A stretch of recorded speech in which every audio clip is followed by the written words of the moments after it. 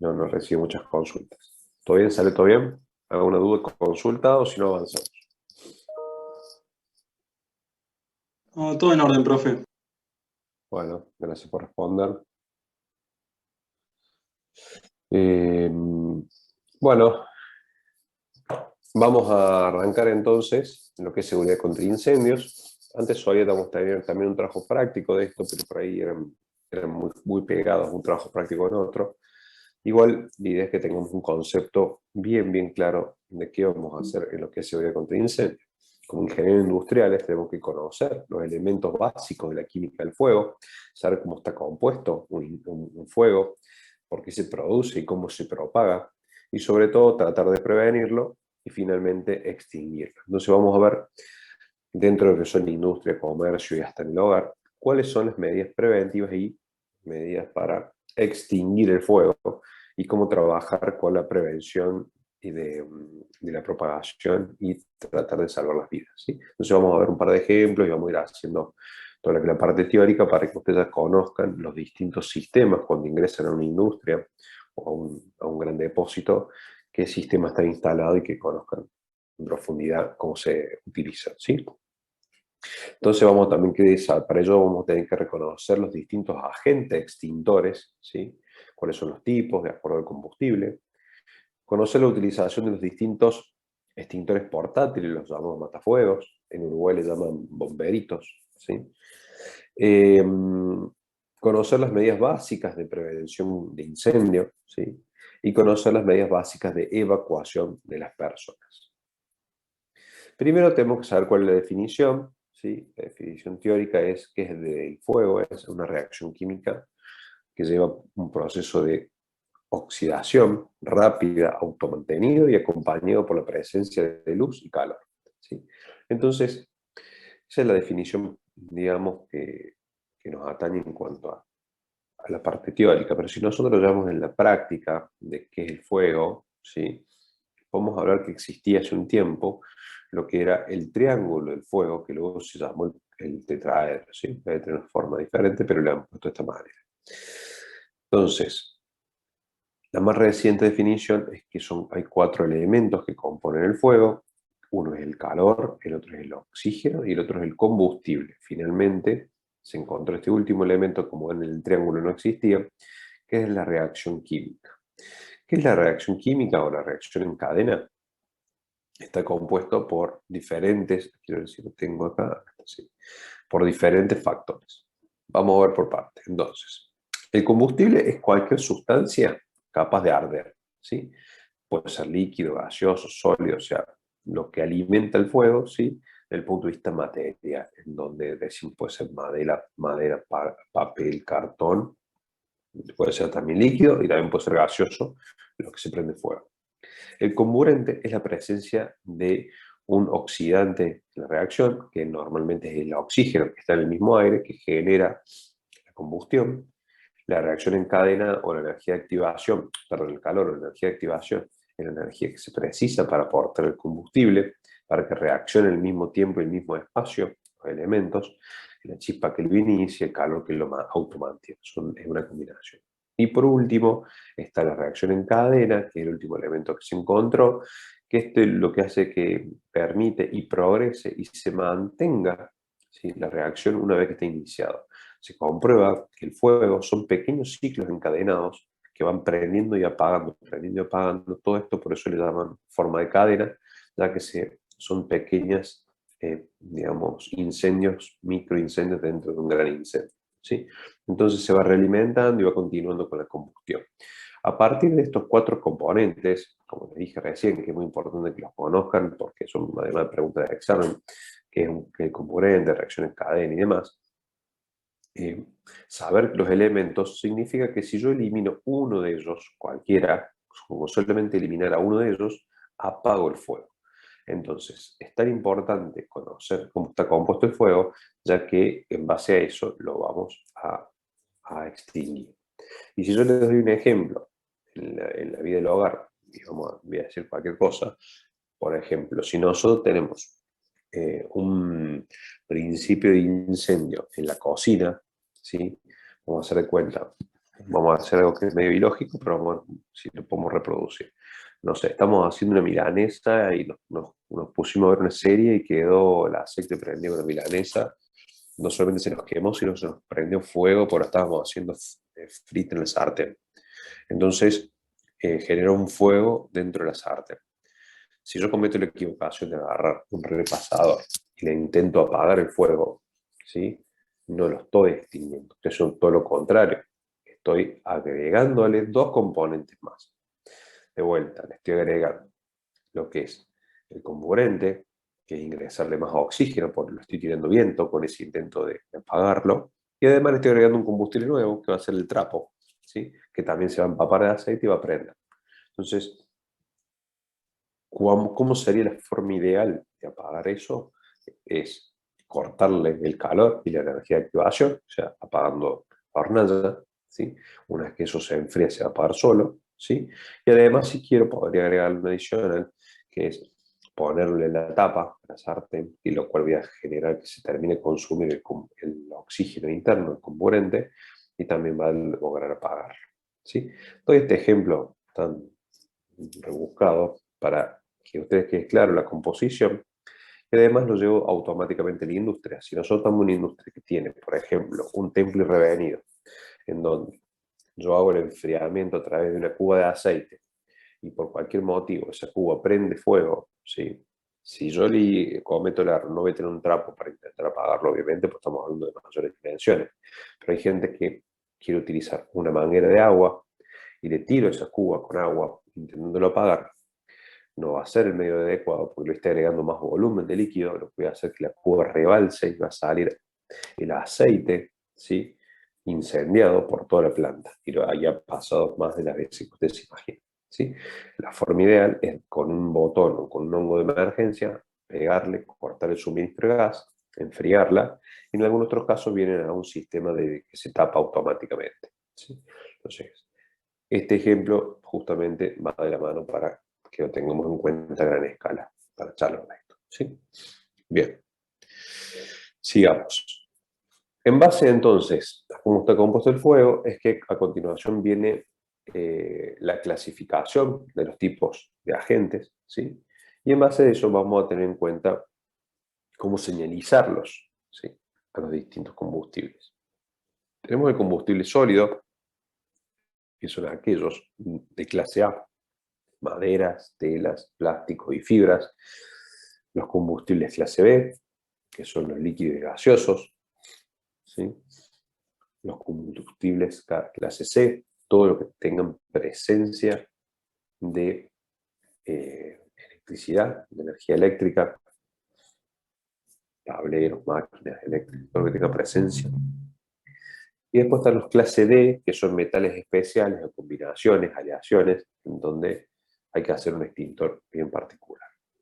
Y por último, están los fuegos clase K, la cabina de kitchen, ¿sí? De cocina en inglés, vino de la mano con las freidoras, tipo McDonald's de papas fritas, que hoy tienen casi todas las industrias, todos los comercios de comida rápida tienen estas freidoras, ya que se está usando un aceite vegetal o animal, pues ya también con grasa, y en donde tenemos que tener un extintor adecuado con un sistema adecuado de extinción. Bien, entonces, tenemos estas cuatro clases de componentes, ¿sí? 5 con el fuego clase K, y nos sirven puntualmente para poder determinar los diferentes extintores, ¿sí? Entonces, ¿con qué puedo ahora yo apagar, ¿sí? El fuego? Y va a existir dentro del mercado distintos sistemas. Tenemos el agua, que es el más común, ¿sí? El más económico. Tenemos la espuma, tenemos el polvo químico ABC y el polvo químico BC. ABC es la designación en base a lo que vimos anterior. Ahora voy a hacer un parate antes de seguir y quiero hacer una pregunta a ustedes. ¿Todos han visto algún extintor alguna vez? ¿Alguna vez vieron qué tipo si es ABC, BC, que le han visto alguna vez las siglas y se preguntaron para qué era? O ya lo conocían, me imagino.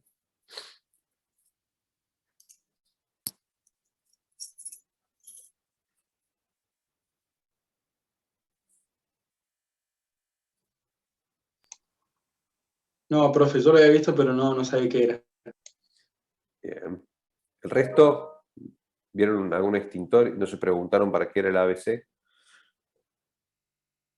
Todos tienen, digamos, han visto algún extintor en el auto, por ejemplo, traen los extintores. ¿Qué tipo de extintor trae el auto?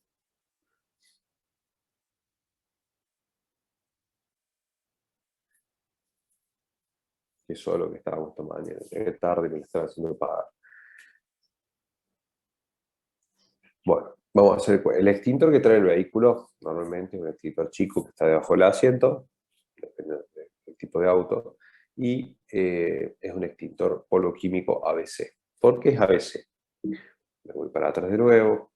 El ABC es porque extingue justamente los FOS clase A, clase B y clase C, porque el auto tiene presencia de energía eléctrica por la batería, tiene el combustible con nafta o gas y tiene plásticos, ¿sí? Telas y fibras sintéticas, gomas y demás. Entonces, al tener esos tres componentes, como en su mayoría de la composición, tiene que tener un ABC, ¿sí? Eso es lo ideal.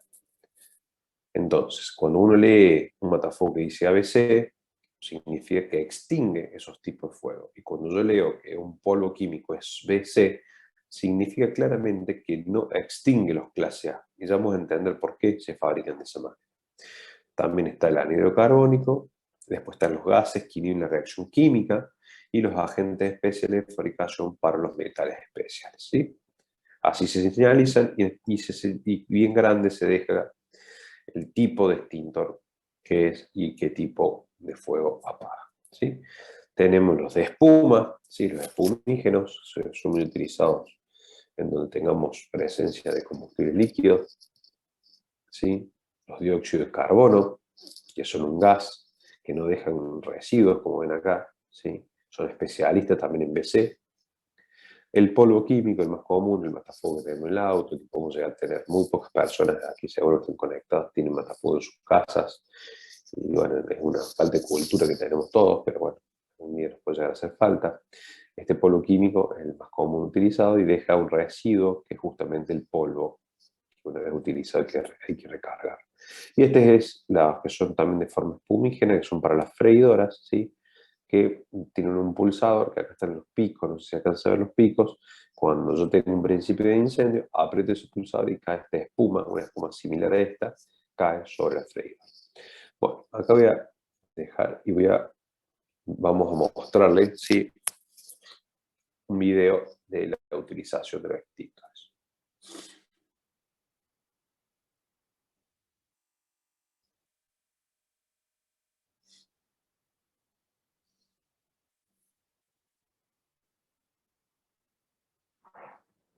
Un extintor es un aparato autónomo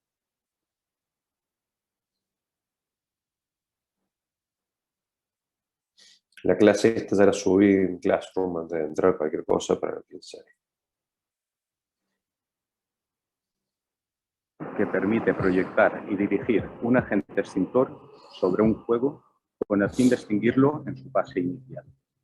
Los extintores constituyen el medio más adecuado para desarrollar una acción rápida sobre un conato de incendio y su utilización eficaz puede evitar, en muchos casos, la propagación del fuego y, en consecuencia, la mayoría de los incendios.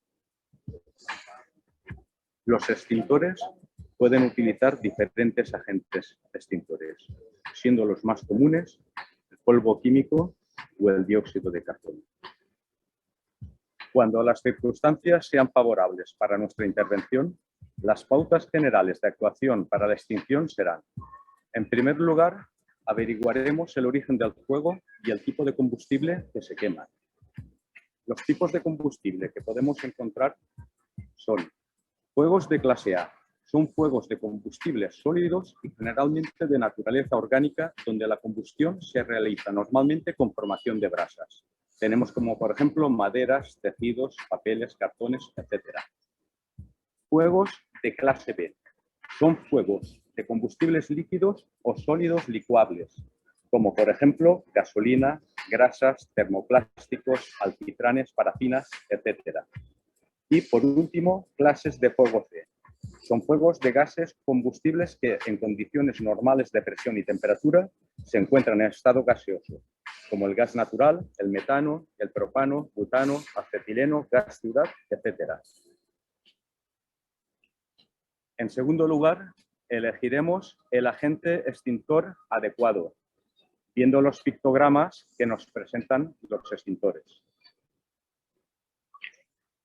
Dentro de los grupos de extintores que nos podemos encontrar, vamos a destacar los extintores de polvo químico, polivalente o antibrasa, que son eficaces para fuegos de la clase A, B y C. El otro tipo de extintor que podemos encontrar es el de dióxido de carbono, que utilizan como agente extintor el anhídrido carbónico o CO2. Se utilizan para extinguir fuegos del tipo B. Es un tipo de extintor idóneo para utilizarlo en fuegos con presencia de tensión eléctrica o bien con equipos delicados, debido a que el anhídrido carbónico es un mal conductor de la electricidad. En caso de incendio de gas, la primera precaución que deberemos tener es saber si tenemos la llave de paso controlada. Si no sabemos dónde se encuentra la llave de paso, nunca apagaremos el incendio. Ahora bien, una vez localizada la llave de paso, lo que haremos son los siguientes pasos. Comprobaremos, antes de aproximarnos, la presión del extintor examinando el manómetro. Retiraremos el pasador del precinto. Con una mano asimos la empuñadura o maneta y con la otra sujetamos la boquilla de manguera. Damos un pequeño golpe con la base del extintor en el suelo, realizamos un disparo de prueba antes de acercarnos a las llamas y si existe corriente de aire nos aproximaremos con esta a nuestra espalda. Nos acercamos siempre mirando al fuego y dirigimos el agente extintor a la base de las llamas, movimientos de barrido en zigzag. Nos retiraremos siempre mirando al fuego y no le daremos nunca la espalda. Una vez apagado el fuego, procedemos a cerrar la válvula de paso o llave de paso y con las botellas de uso doméstico podemos proceder de la misma manera. Cerramos válvula o bien podemos quitar la válvula de la misma.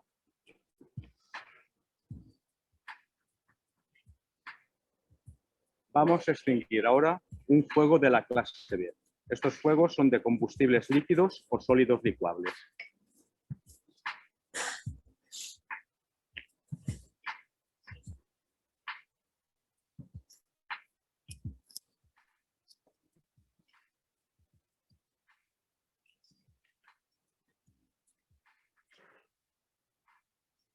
En este caso vamos a utilizar un extintor de CO2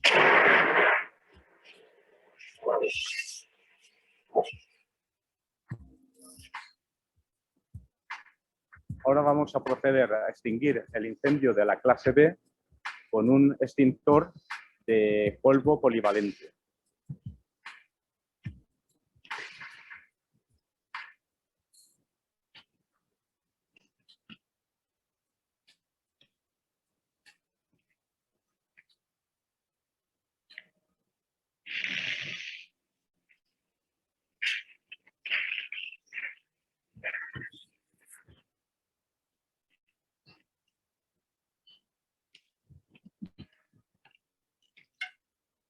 Por último, vamos a apagar un fuego de la clase A. Como hemos dicho antes, son fuegos de combustibles sólidos y generalmente de naturaleza orgánica, donde la combustión se realiza con formación de brasas.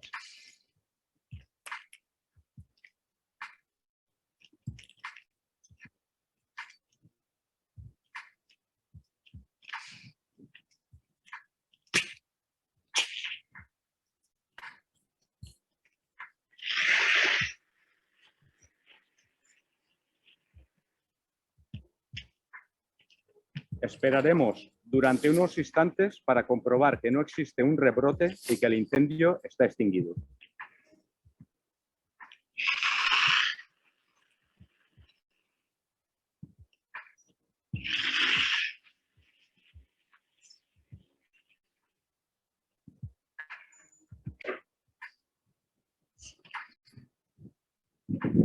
Si no elegimos bien el tipo de extintor para el tipo de fuego, lo más seguro es que no podamos conseguir el objetivo.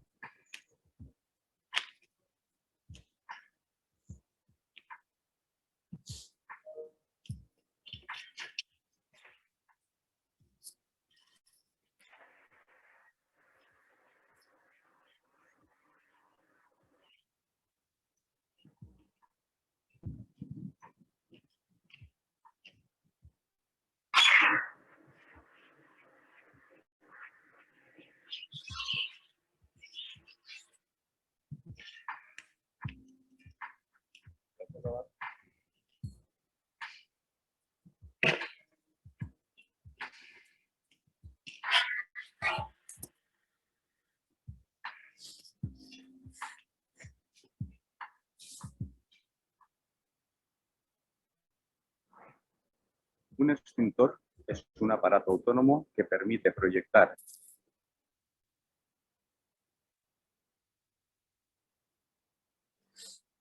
Bien, entonces, como vimos ahí justamente, al utilizar el dióxido de carbono en el último caso, que es este, que dijimos que los dióxidos de carbono son BC, no apagan los FOS clase A, ese caso era una pila de maderas y cartón, que era específico clase A, como vieron, no se pudo extinguir y se mantuvo la llama. Entonces es muy importante conocer y seleccionar el matafuego adecuado para poder extinguirlo adecuadamente. ¿Ok? Entonces, como apenas arrancó el video, mostraba que el extintor, ¿sí?, posee los pictogramas, estos que aclaran que son A, B, C, o sea que apagan los 3 clases de fuego, el más común, el más económico, el poloquímico, y puede existir el dióxido de carbono, como vimos recién, que tacha el A y aclara que es BC, y bien destaca, bien grande, que se especializa, ¿sí?, en clase C, o sea que es ideal para fuegos eléctricos, ¿sí? Es muy importante reconocer esto. Acá está la etiqueta donde se detalla lo que hablamos recién, tiene un sello y un certificado y demás. Los equipos de polvo químico además tienen un manómetro aquí, en donde anualmente hay que chequearlos para ver que no se estén descargando, ¿sí? Otra cosa importantísima, nunca ¿sí?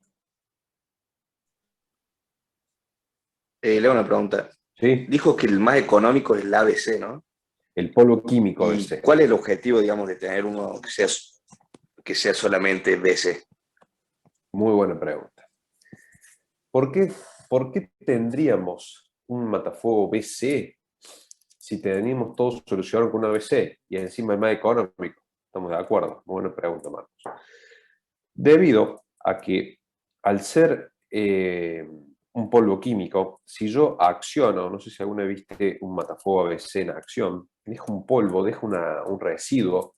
¿Sí? Si yo abriera un polvo químico ABC en una oficina, más allá de apagar el principio de incendio, deja un desastre, ¿sí? Porque genera este polvo que se esparce por todos lados. Y si se mete en las placas de las computadoras, las corroe inmediatamente. O sea, en menos de 3 meses vas a tener algún problema con alguna plaqueta o algún sistema eléctrico porque se aloja ahí y lo oxida, ¿sí? Es muy, muy oxidante. Entonces, para oficinas se recomienda el ABC Halon, se llama, ¿sí? Que es un matafuego igual que tiene una simbología en verde. Yo tengo acá en verde para mostrarles. No, se lo voy a mostrar.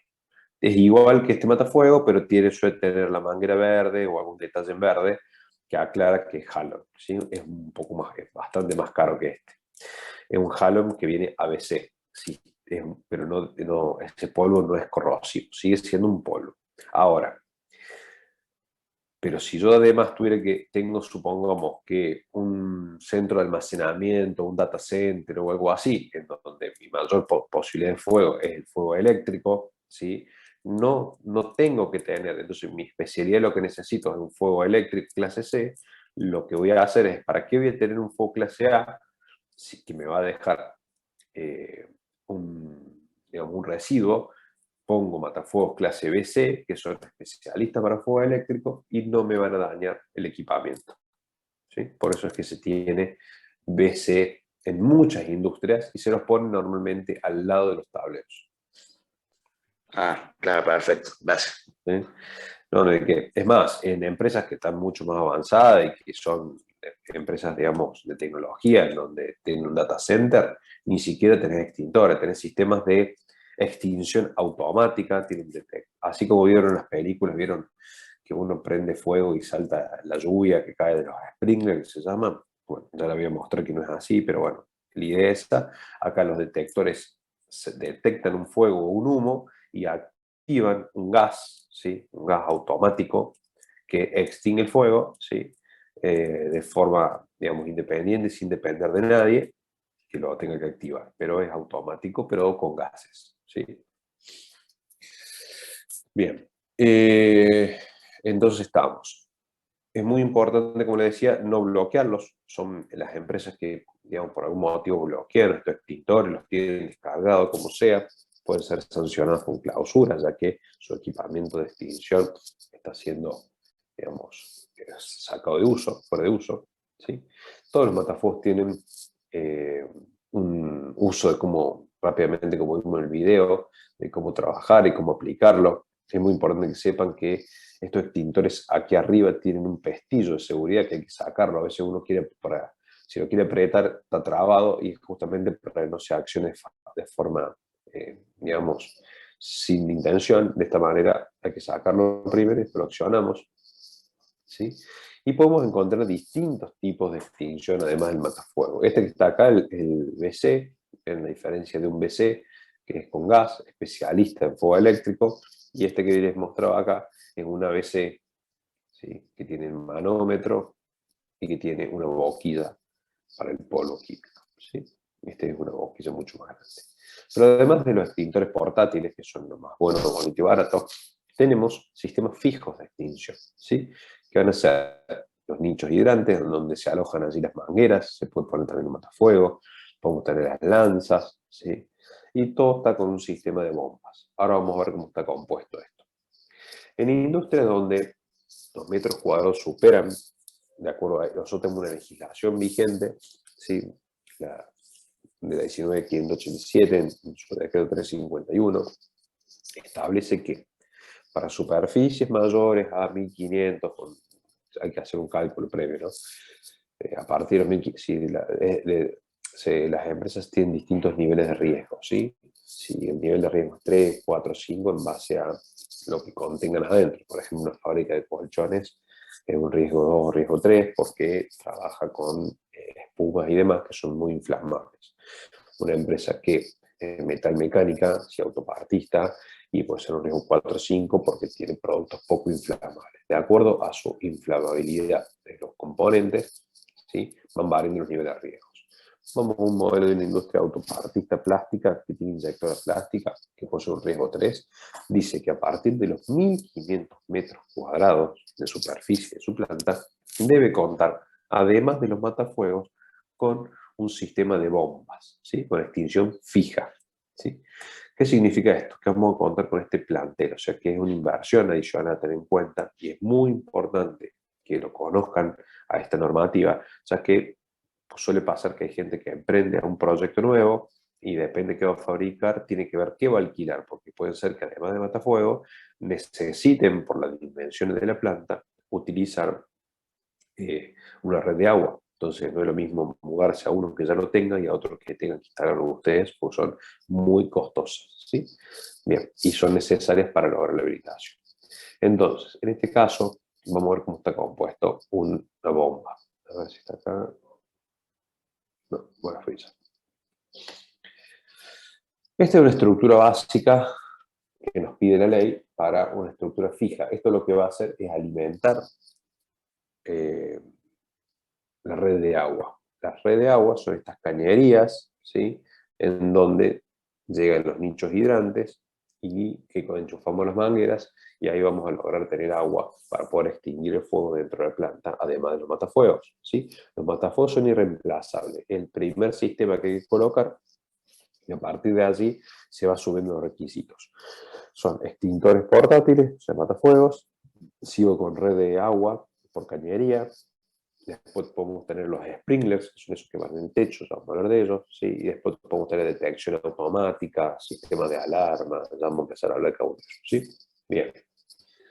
¿Cómo está compuesta esta cañería? Lo primero que tenemos que tener es un almacenamiento de agua, o sea, tipo pileta, donde vamos a almacenar el agua. De ahí esta bomba va a tomar el agua en caso que sea necesario. Vamos a tener esta primera bomba, se llama bomba jockey, que lo que hace es mantener presurizada acá la cañería. La cañería siempre posee agua, no está vacía, siempre está cargada de agua, lista para salir. Y por cualquier motivo que haya pérdida, digamos, o condensación y demás, esta bomba jockey va a mantener presurizada siempre la carga lista para activarse. Normalmente está en 5 kilogramos. Una vez que, por cualquier motivo, supongamos que tenemos un principio de incendio y abrimos una boca hidrante, una manguera para empezar a extinguirlo, esta bomba jockey va a intentar cubrir esa baja de presión. Cuando no logre hacerlo por un tiempo, de acuerdo a la programación, va a activar la primera defensa, que es la electrobomba, ¿sí? Una bomba eléctrica que va, ahí sí, con un mayor caudal, va a cubrir esa demanda. Y va a intentar mantener los 5 o 6, depende de cómo está programado, 5, 6 hasta 8 kilogramos, ¿sí? De presión. Si no logramos mantener esa presión, porque es mucho el flujo y digamos, tenemos mucha boca abierta y ya es un incendio de mayor envergadura, vamos a la última bomba que va a volver a activar, que es la motobomba. Esta motobomba es gasolera, no es eléctrica, ya que puede haber un corte, y está justamente el último programada, ya que puede haber un corte de energía, ¿sí? Por el mismo incendio o porque se corte la energía por seguridad, y esto hace que inyecte a la red agua de forma automática y puede cubrir las 2 bombas anteriores y mucho más, ¿sí? Por eso la motobomba está en último nivel y es mucho más potente que las 2 anteriores, por este tema de que sí no hay energía eléctrica. ¿Ok? Acá vemos una instalación de otro lado, ¿sí? Y este es el depósito de gasoil adicional que se le pone a la motobomba que tiene que tener, y además tiene sus baterías, ¿sí? Su banco de baterías por separado, para que sea de forma autónoma total. Bien, como les dije, además de eso pueden incorporarse red de sprinklers, ¿sí? Estos sprinklers son los que vemos en las películas que alguien hace con fósforo y prende. No están así, y lo primero que aclaro es que un sistema, por ahí los sistemas de alarma, cuando detectan humo, disparan una alarma, no disparan agua automática. ¿Cómo funcionan los sprinklers? Tienen esta ampolla que se ve aquí, ¿sí? Que varía los colores dependiendo a la temperatura que van a explotar. Y cuando una llama o una temperatura, ¿sí? Por ejemplo, 90 grados, normalmente están a partir de 90, 120 grados, es detectada por esta ampolla, explota automáticamente porque el líquido está programado para explotar esa temperatura y genera que suelta el agua que tiene adentro, y lo que hace con estas paletas golpea el chorro de agua y genera este tipo de lluvia que cae desde el cielo. ¿Por qué la golpea y no cae el chorro directo? Porque a menor tamaño de partícula, mayor capacidad de absorción de temperatura. Entonces, busca enfriar desde arriba hacia abajo, ¿sí? Por medio del sistema de paletas. Este es un corte de un edificio, para que tengan una idea, un consorcio estándar, en donde tiene cocheras, planta baja, primer piso, segundo piso y demás, y tengo una red de bombas donde ingreso con cañerías a todos los pisos, ¿sí? Como verán, todos los pisos tienen sus 2 sprinklers, ¿sí? Su llave de corte, y además puedo ingresar con cañería combinada, estos son los nichos hidrantes, donde puedo tomar agua a través de mangueras, y si no con sistema automático de sprinklers. ¿Cuál es la diferencia entre, si bien los dos están abastecidos por el mismo tanque de agua y por la misma red de bombas, es que las mangueras son necesarias el uso de una persona? Por eso es importante tener las brigadas capacitadas, brigadas internas de la empresa, y si no, no puedo venir a usar bomberos, pero hasta que llegue bombero es importante que alguien la utilice. Entonces, esto es un sistema para uso con personas. En cambio, los sprinklers son de uso automático, activan de forma independiente. Entonces, muy importante tenerlo siempre disponibilidad activa. Bien. Además de eso, vamos a tener que trabajar también sobre la evacuación, ¿sí? De las personas. No solamente extinguimos, sino que al mismo tiempo tenemos que evacuar las personas. Las personas van a evacuar, si tenemos el mismo corte del edificio, estos son los ascensores, vamos a trabajar con caja de escaleras, ¿sí? Si nosotros tenemos un principio de incendio en un piso, el piso que está, el humo va a intentar subir, entonces es muy importante tener un sistema autónomo donde vamos a bajar, que se llama caja de escalera, y vamos a bajar de forma independiente sin acceder al palier. Aquellos edificios que no poseen caja de escalera, las personas que quieren bajar van a estar pasando por todos los paliers y puede generar que pasen por la zona donde está el fuego y tengan que combatir el humo de forma directa porque no está separado como en una caja de escalera. Normalmente en todos los edificios, aquellos que viven en edificios, las cajas de escaleras son donde suelen poner la basura, tiene esa puerta vaivén, ¿sí? En donde uno accede y baja directo a planta baja sin necesidad de ingresar al palier por palier, sino que tiene esta puerta vaivén para acceder. No sé si todos tienen claro lo que hablo. En caso de que, quiero mostrarles, yo vuelvo acá, en caso de que los edificios no poseen esta caja de escalera, que además tiene un suministro de aire, en caso que haya un incendio, se activa un suministro de aire para presurizar estas escaleras para que no ingrese el humo, ¿sí? Que yo pueda bajar de forma independiente, sin que el humo me ataque, ¿sí? Este es el ingreso del sistema presurizante. En caso de que yo tenga un edificio que no posea, debo tener un sistema de escalera tipo americano, la metálica que vemos en todas las películas de Estados Unidos, que la gente utiliza a veces como balcón, que están en estos pasillos técnicos que tienen, ellos tienen el famoso callejón, ¿sí? Entonces ahí pueden instalarlas. En Argentina no poseemos callejones, entonces es muy difícil instalar este sistema. Pero bueno, en edificios industriales que están separados uno de otro, sí es posible y por lo tanto a veces se tiene. Por ejemplo, la Municipalidad de Córdoba en su edificio puso escalera mecánica, ¿sí? Bien, después tenemos los detectores de humo, que son ayudas, que son, yo le decía, separar bien. Un detector de humo nunca, para que vamos a matar un mito de las películas, un detector de humo nunca está conectado a la red de sprinklers, ¿sí? Si yo pongo un papelito que genere humo y fuego, un detector, y ese detector se activa, va a activar una sirena, no va a activar nunca la red de agua, ¿sí? La red de agua automática. La red de agua automática va a activarse siempre por zonas en donde la temperatura, o sea que ya es un fuego explícito, lo demanda, ¿sí? Entonces es muy importante saber esa diferencia.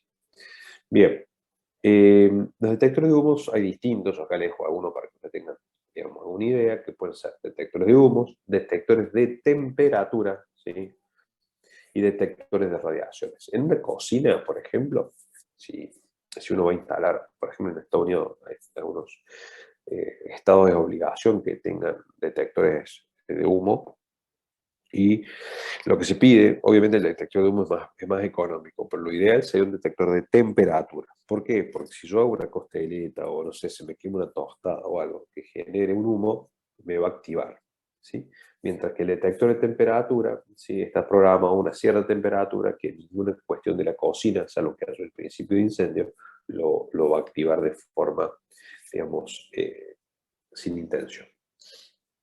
Y después tenemos los sistemas de radiaciones ultravioletas, que son utilizados en industrias muy específicas, donde tenemos, por ejemplo, humo de soldaduras, chispas y demás, que tenemos que saber descartar las temperaturas y los humos anteriores, y tiene que ser justamente a través de luces ultravioletas o infrarrojas que sean los que lo detecten. Si nosotros vemos el cuadro de temperatura versus tiempo, los detectores iónicos son los ideales porque detectan el principio de incendio lo más rápido posible. Recuerden que mientras más rápido se detecte un fuego, más tiempo se gana para extinguirlo y para que no se propague. Y en base a eso también tiene su costo el sistema. Entonces, si yo veo que en cuestiones de tiempo, el más rápido en detectar es el detector iónico, después sigue el detector de humo, y el último son los térmicos detectores de llama, ¿sí? O sea que tiene que estar muy avanzado el fuego para que el detector térmico, ¿sí?, lo detecte. Pero, como les decía, son ideales para cocinas y demás, en donde tenemos que descartar humos. O en industrias que generan muchos humos, en donde no se puede instalar, ¿sí? Esta es la señalización digamos, está normalizada ya como salida de emergencia, ¿sí? Para que todo el mundo lo sepa, ya lo habrán visto, es obligación ya en los cines, en varios lugares, informar de ellas, donde están ubicadas. Nunca deben estar bloqueadas, ¿sí? Siempre están disponibles. Estas que están acá son las puertas de antipánico, se llama, es que si alguien se apoya y empuja eso, ese barral me va a abrir automáticamente la puerta, ¿sí? En algunos lugares, ¿se acuerdan el caso de Cromañón? Pasó que a estas puertas las habían encadenado, acá están estas barrales antipánico, y era por eso que la gente no podía salir, ¿sí? Les ponían cadena por un simple hecho de que no querían que ingresara gente de afuera, no se le colara gente, pero bueno, tuvieron su consecuencia. Por eso es muy importante siempre tenerlas disponibles, y si algún ente viene y te hace una visita y ve que cualquier salida de emergencia está bloqueada por cualquier motivo, ¿sí? A algunos le ponen precinto, y si te basta con precinto, se clausura automáticamente porque está bloqueando una salida de emergencia. Esto que está acá son, lo que les decía, son las centrales de control de evacuación, en donde podemos tener los pulsadores, también muy conocidos en las películas, donde en los pasillos de los secundarios de Estados Unidos lo activan intencionalmente los niños para lo que es emergencia. De vuelta, claro, lo mismo, si yo activo esto me va a activar la alarma, pero nunca me tiene que activar los sprinklers. Son situaciones independientes, ¿sí? Es más, se suele también activar las alarmas, no solamente por incendio, puede ser por derrame en una industria, ¿sí? Puede activarse por una fuga de gas, ¿sí? O sea, hay muchos motivos que pueden generar un disparo de alarma. El disparo de alarma es el aviso, digamos, para evacuar todo el sector, todo el edificio, no necesariamente un aviso de fuego. Entonces, por eso es muy importante saber separar ese concepto. Este sistema automático, esta caja centraliza la información, son los disparadores manuales, los sensores de humo o térmicos, ¿sí? Como dijimos recién, y además tiene estas luces strobo, que son las que generan, en caso de que se corten la luz, van señalizando la salida y van dando los avisos. Si hay un lugar que tiene mucho ruido y no se escuchan las alarmas, las luces estas nos tienen que estar dando como un segundo aviso. Bien. Esto que está acá, un flujograma de actuaciones, ¿sí? Cómo se organiza una empresa de forma estándar a la hora de extinguir un fuego, ¿sí? En el caso de que nosotros tenemos una empresa que detecta el fuego, ¿sí? El supervisor o el jefe del sector tiene que avisar a la guardia. Esta, en ese momento, tiene que llamar al jefe de emergencia, al área de mantenimiento, y también llama a bomberos y ambulancia, ¿sí? Una vez que llama al jefe de emergencia, este se dirige a la zona del fuego y define si lo va a extinguir de forma manual, con extintores, o si tiene un sistema como red de agua, ¿sí? Si se extingue, fin de la emergencia. Si no logra extinguirlo con ninguno de sus sistemas, tiene que tomar la decisión de evacuar a todo el personal que estaba a cargo de la extinción, ¿sí? Y esperar que venga bomberos, ¿sí? Entonces se llama evacuación general, ¿sí? De toda la planta, y van al punto de reunión donde se van a encontrar con los que salieron primero y con toda la brigada. Y mientras tanto esperan que llegue bomberos y ambulancia, como ya estaba trabajando el área. Y mantenimiento, mientras tanto, estuvo haciendo los cortes de luz y gas, que son para que no se propague el fuego por esas vías. Esta es la señalización de los puntos de encuentro, ¿sí? Donde se debe reunir el personal una vez que se decide que es un lugar seguro para reunirse luego de una evacuación, ¿sí? Bueno, ¿cuáles son los equipos de emergencia que hay? Son el jefe de la brigada, el líder de alarma y evacuación, ¿sí? El equipo de vigilancia, que es la guardia, ¿sí? El apoyo técnico, que es los cortes de servicio. Yo acá les dejo algunas tarjetas dentro del material de qué tareas tienen que hacer, por si les sirve, ¿sí? Cada una de las tareas de cada área a tener en cuenta, por si les sirve. Y lo que es evacuación, siempre hay que saber mantener la calma, sin desalojar inmediatamente, no hace falta que haya una reconfirmación. Una vez que suena la alarma se sale. Si se encuentra rodeado de humo, hay que agacharse y gatear, cerrar las puertas que uno vaya pasando, hay que cerrarlas por detrás, y atender las instrucciones del personal designado en emergencia, ¿sí? Y dirigirse siempre al punto de encuentro, ¿sí? Es muy importante saber que las empresas deben hacer 2 simulacros al año. El primero es avisado, en donde se pone un día y un horario y todo el mundo hace la práctica. A veces la gente me pregunta, ¿por qué me hace un simulacro avisado que al final no sirve para nada? Al contrario, un simulacro avisado es para probar todo el sistema de evacuación, como dije recién, los roles de emergencia de cada brigada, y si algo sale mal y estaba avisado, pésimo, porque significa que si estaba avisado salió mal, imagínense sin avisar. Entonces, una vez que nosotros hicimos un avisado y salió todo con 10 puntos, recién el próximo va a ser sin avisar, pasamos el siguiente nivel, y ahí vuelven a saltar algunas diferencias.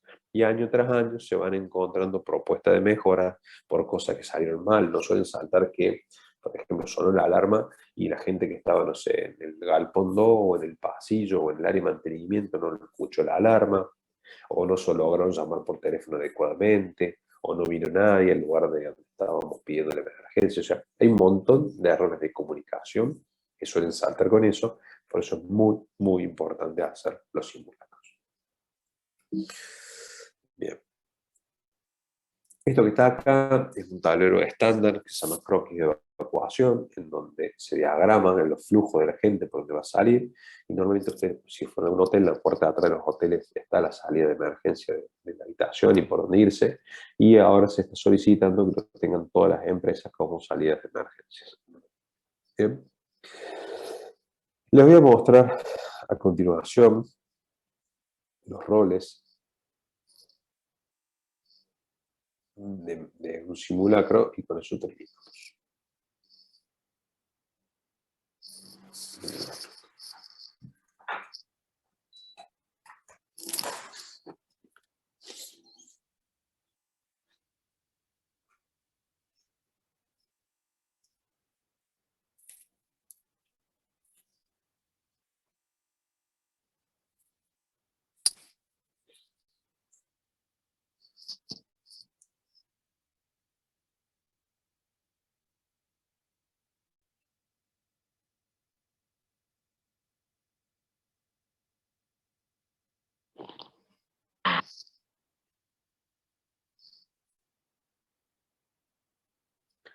Ahora sí les muestro este video y terminamos. ¿Sí? 10 minutos más. Necesitamos algo de emoción aquí. ¿Damas chinas o nacionales, señor? No, no, algo divertido, algo que disfrutemos como un simulacro. ¿Pero de qué tipo? Ah, alerta de fusión, simulacro frenesí, ataque venusino. No, creo que un incendio tradicional estaría bien. Listo, maíz tostado. Oye, es la alarma de incendio. ¡Salgamos de aquí! ¡Espérenme! ¡Llénate, llénate! ¡Fuera de mi carácter! ¡Ay! ¡Ay! ¡Fuego!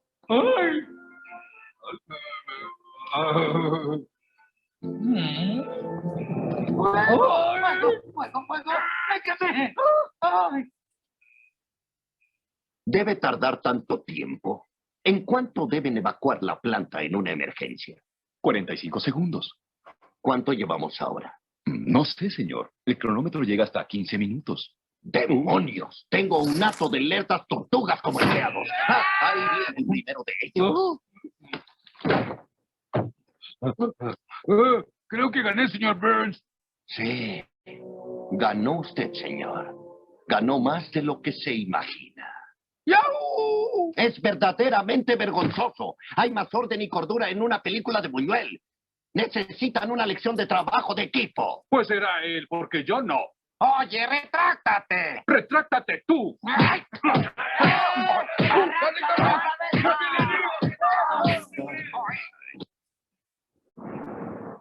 Un extintor. Bien, entonces, muestro siempre este video porque me sirve de introducción para la última parte, que es lo que es extinción, ¿sí? Y evacuación. Vamos con simulacro.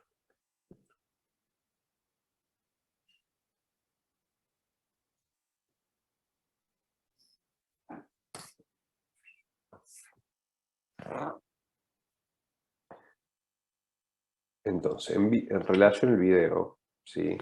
Siempre es bueno saber que los que hicieron los Simpsons tenían muy claros los conceptos de seguridad para hacer justamente todo lo contrario a la hora de lo que es un simulacro, ¿sí? Entonces, lo primero que pasa es no reconocer estas campanas o estos silbatos, las alarmas, sirenas, lo que quieran tener como empresa. A mí me pasó realmente en una empresa que cuando activamos en un simulacro avisado la alarma, era el mismo sonido que tenía la de cambio de turno. Entonces la gente no lo reconoció. Como nunca había hecho un simulacro y nunca había evacuado por ningún motivo, cuando apretamos el botón nadie salió porque están diciendo todo el mundo, bueno, se equivocaron con el cambio de turno, ¿sí? O sea, hubo un error con cambio de turno, era el mismo sonido. Entonces es muy importante también tener bien diferenciado y la gente entrenada en base a qué significa eso. Después, evacuar inmediatamente, ¿sí? Detener inmediatamente la tarea que se está haciendo. Me pasó que había reuniones, gente que estaba teniendo una reunión con un cliente, con un contratista y demás, y tener que decirle, repasarle, decir que era un simulacro y que debía levantarse de la silla y salir. ¿Sí? Todos te miran como en la cara porque diciendo, yo estoy laburando, este tipo está al pedo, pero bueno, es justamente un formato que hay que acostumbrar a la gente que se levanta de forma inmediata, ¿sí? Evitar aumentar la confusión, nunca correr, no reírse, no gritar, no quedarse en los baños y vestuarios, ¿sí? Es muy importante eso porque la gente por ahí no sabe qué está pasando. Y además, si tenemos visitas, hay que acompañarlas y guiarlas hasta los puntos de encuentro. No cooperar si no es requerido. Bueno, este fue agarró el matafuego y empezó a pegarle a todo el mundo, pero hemos tenido casos de personas que no forman parte de las brigadas, sobre todo de la extinción, y quieren luego participar extinguiendo el fuego, pero si no saben, pueden elegir un matafuego que no es el adecuado.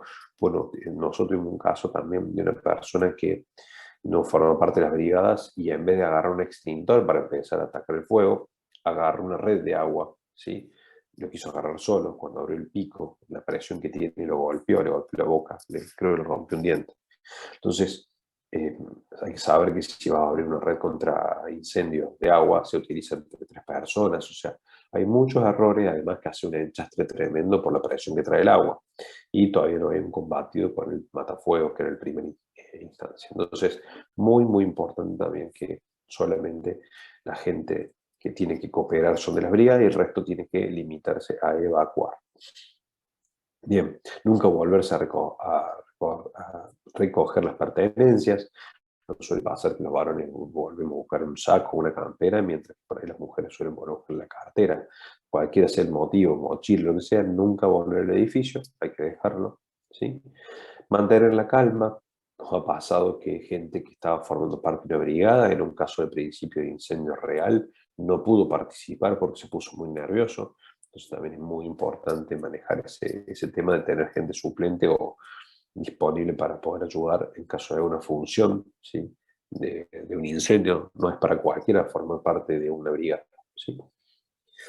Y mantener siempre las vías de escape en la salida, ¿sí? Por lo menos salió y trabó la puerta, pero lo ideal es que si bien hay que cerrar las vías por detrás que uno va saliendo, tampoco es que obstruirlas, cerrarlas y poner llave. ¿Por qué es importante esto? Porque cuando uno cierra la abertura donde está pasando, evita que ingrese más oxígeno que puede terminar derivándole en más, digamos, alimento al fuego, y además evita que el humo se propague más rápido. Y siempre dirigirse al punto de encuentro donde se hace un conteo y se ve que todas las personas llegaron al lugar adecuado, sanas y salvas, ¿sí? Bueno, y después finalmente trabajar en equipo, los jefes de las brigadas, el líder general de evacuación, se sientan al finalizar una evacuación o un simulacro y prueban y llevan a la mesa todos los problemas que surgieron para darle un plan de acción de mejora para que no vuelva a ocurrir en el próximo simulacro, ¿sí? Se hace una evaluación con puntuación y si se aprueba, si se logra llegar a recién a la evacuación sin aviso, y si no se aprueba en ese sistema de puntaje, se vuelve a repetir otra evacuación sin, digamos, avisado, ¿sí? Bueno, chicos, muchas gracias. No sé si alguien tiene alguna pregunta o consulta del tema, salvo uno que Facundo creo que fue el que hizo un par de preguntas y Marco, el resto no me han participado mucho. ¿Dudas, consultas? Si no, es todo por hoy.